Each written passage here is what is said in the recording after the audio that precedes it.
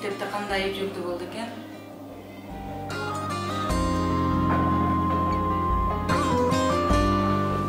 Жаным апа, сен азыр эмне кылып жаттың экен? Үй иштери менен алектенип чарчадыңбы? Эй, досум, аталардын айрымына эмне билип жасайбыз? Достор, менде бир ой бар. Азыр.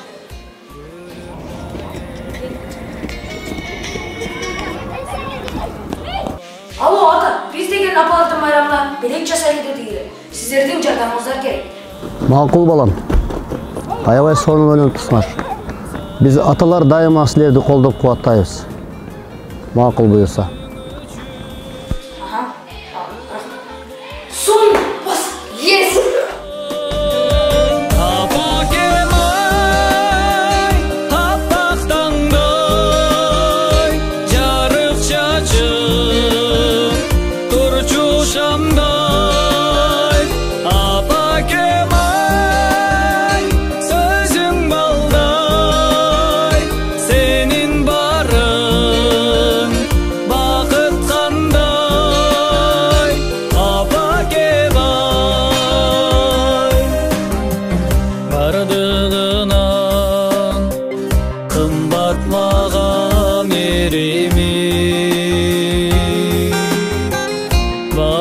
Demek apa siz değmeniki